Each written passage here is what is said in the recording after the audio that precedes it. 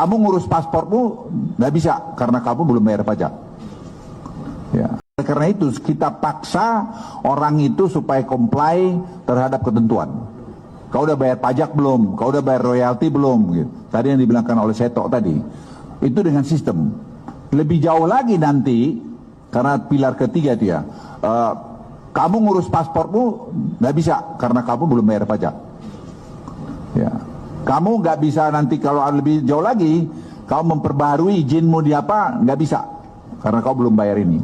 Jadi semua ngerti, dan memang ini yang membuat Indonesia itu betul-betul transparan ke depan dengan kritik Anies Baswedan terkait dengan sistem perpajakan yang ada di Indonesia. Ini juga semacam kritik yang sepertinya ingin disampaikan oleh Anies Baswedan terkait dengan fenomena begitu banyak daerah-daerah yang menaikkan pajak PBB, pajak bumi dan bangunan, termasuk juga PPN yang dalam banyak hal memang suka dan seringkali dikeluhkan oleh hampir seluruh rakyat Indonesia. Bismillahirrahmanirrahim. Assalamualaikum warahmatullahi wabarakatuh. Kali ini saya ingin bicara tentang kritik Anies Baswedan terkait dengan sistem perpajakan yang ada di Indonesia. Ini juga semacam kritik yang sepertinya ingin disampaikan oleh Anies Baswedan terkait dengan fenomena begitu banyak daerah-daerah yang menaikkan pajak PBB, pajak bumi dan bangunan, termasuk juga PPN yang dalam banyak hal memang suka dan seringkali dikeluhkan oleh hampir seluruh rakyat Indonesia. Jadi beberapa hari yang lalu Anies Baswedan itu mengunggah video di akun Instagramnya, di mana dalam unggahan itu Anies Baswedan mengibaratkan seperti mancing di danau. Kata Anies Baswedan, ibarat memancing di danau, maka seringkali yang kena pancing, yang bisa ditangkap oleh pancingan itu adalah ikan-ikan kecil yang tampak di permukaan. Sementara ikan-ikan besar yang ada di pedalaman itu seringkali luput. Dia itu luput dari jaring dan juga luput dari pancingan. Padahal ikan besar yang ada di kedalaman itu adalah ikan yang mestinya menjadi prioritas untuk ditangkap. Oleh karena itu, menurut Anies Baswedan, sebenarnya pemerintah Indonesia selama ini seringkali memang lebih agresif dan memprioritaskan untuk mendapatkan prioritas terkait dengan penerimaan pajak. Yang diprioritaskan itu adalah mereka-mereka yang sebenarnya adalah seperti ikan di permukaan. Seperti misalnya kelompok-kelompok UMKM yang cukup patuh terhadap pajak, ataupun misalnya pegawai-pegawai yang cukup patuh dengan slip gaji dan mereka juga dipajaki, termasuk juga pekerja-pekerja serabutan dan pekerja-pekerja biasa yang mereka itu cukup taat dalam hal terkait dengan perpajakan. Sementara mereka-mereka yang kelas kakap gitu ya, yang punya usaha-usaha besar, yang diibaratkan oleh Anies seperti ikan di kedalaman di sebuah danau, itu seringkali agak luput untuk dikaitkan ataupun ditarik pajaknya. Mereka itu, kata Anies, mereka adalah kelompok-kelompok yang menyamarkan pajak. Mereka itu adalah kelompok-kelompok yang mungkin memanipulasi faktur, termasuk juga adalah melakukan transaksi ke luar negeri. Dan jumlah dari ikan-ikan besar yang ada di pedalaman, pihak-pihak yang selama ini mereka memiliki transaksi yang cukup luas, kira-kira begitu, termasuk menyamarkan transaksi mereka, itu dalam banyak hal menurut Anies Baswedan itu agak luput untuk dipelototi, agak luput misalnya untuk dipaksa terkait dengan kepatuhan mereka untuk bayar pajak. Dalam konteks itulah sebenarnya Anies Baswedan ingin menyoroti dua hal. Kalau untuk mendapatkan tambahan pendapatan negara dari sektor pajak, terutama kepada rakyat biasa seperti guru, seperti dosen, ataupun seperti pekerja-pekerja biasa yang memang selama ini hanya mengandalkan slip gaji, ya tentu itu hanya sebatas tidak terlampau menambah begitu banyak pendapatan-pendapatan dari sektor pajak yang hanya didapatkan dari ikan yang ada di permukaan, kata Arief, ataupun dari sektor-sektor UMKM, ataupun misalnya dari pekerja-pekerja yang memang hanya mengandalkan slip gaji. Itu sangat mudah untuk dideteksi, itu sangat mudah untuk dipajaki, dan seterusnya dan seterusnya. Apalagi misalnya banyak sekali orang-orang yang misalnya selama ini sudah merasa patuh, kira-kira begitu, sudah merasa tertib dalam urusan pajak, tapi seringkali menghadapi satu realitas, ini kok PPN naik, ini kok PBB naik, bahkan urusan makan itu juga dipajakin, belanja dipajakin, ini itu dipajakin, dan seterusnya.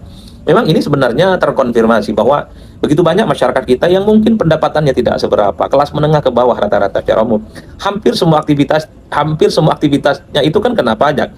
Belanja di supermarket tertentu misalnya, ataupun di tempat-tempat yang agak sedikit bonafit tertentu sudah ada muncul struk pajak. Makan di tempat-tempat tertentu yang mungkin agak relatif nyaman juga ada pajaknya, dan seterusnya. Padahal kelompok-kelompok menengah ke bawah ini adalah mereka yang sebenarnya sudah mendapatkan beban hidup yang cukup berat, tapi mereka itu sekalipun tertib dalam urusan pajak, tapi seringkali menghadapi realitas pajak seringkali naik terus menghadapi mereka. Seperti fenomena misalnya soal kenaikan pajak bumi dan bangunan yang kita lihat di sejumlah daerah itu menimbulkan gejolak dan resistensi Wajar kalau kemudian rakyat sudah merasa patuh, pendapatannya tidak berapa, mereka itu sering lapor ke pajak, hampir tiap tahun mereka itu tidak pernah melaporkan, tapi kemudian kenaikan pajaknya itu di luar batas kewajaran. Sementara pihak-pihak yang dianggap ini seperti ikan di kedalaman gitu ya, dianggap orang yang selama ini menyamarkan transaksinya, mungkin juga transaksinya sering terjadi di luar negeri sehingga tidak terdeteksi. Inilah yang sepertinya menjadi sorotan oleh Anies supaya untuk mendapatkan sektor pajak yang jauh lebih besar, jauh lebih konkret untuk mendapatkan sektor pendapatan negara adalah mereka-mereka yang selama ini adalah the head, mereka itu adalah pemilik-pemilik uang, transaksi-transaksinya itu adalah cukup luar biasa dan seterusnya dan seterusnya. Jadi dalam konteks itu sebenarnya publik mengkonfirmasi satu hal bahwa pajak itu adalah sesuatu yang memang harus. Ini berlaku untuk seluruh rakyat Indonesia, mulai dari yang pendapatannya kecil, sedang, ataupun besar.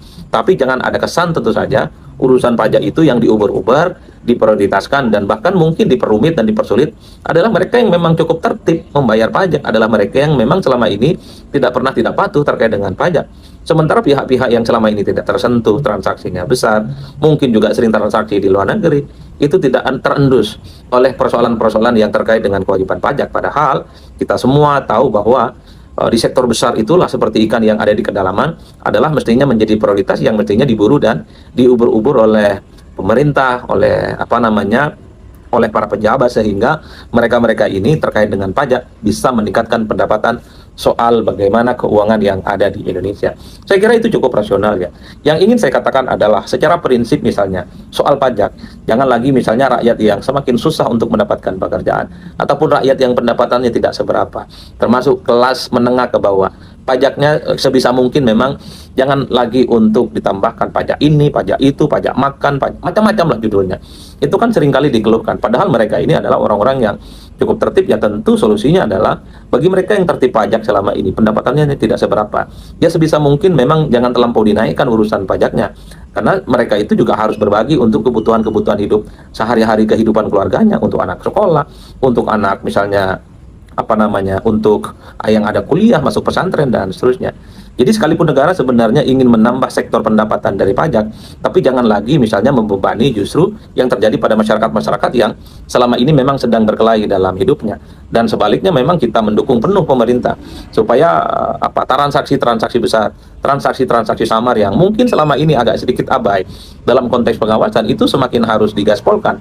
Karena di tangan mereka lah itu para transaksi-transaksi besar, justru pendapatan negara bisa ditingkatkan dalam sektor pajak. Karenanya memang untuk industri-industri yang besar itu jauh lebih digenjot dibandingkan misalnya hanya terus memprototkan atau memprioritaskan bagaimana sektor pajak untuk kelas-kelas menengah ke bawah.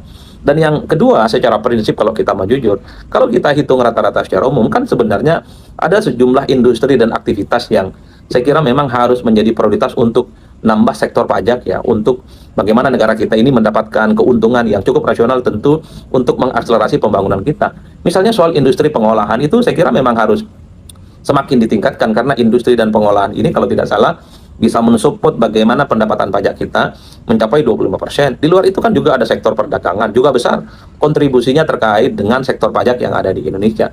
Termasuk misalnya soal real estate, termasuk juga industri-industri lain ya, seperti perdagangan, kira-kira begitu. Itu adalah hal-hal yang saya kira memang harus diprioritaskan di masa-masa yang akan datang.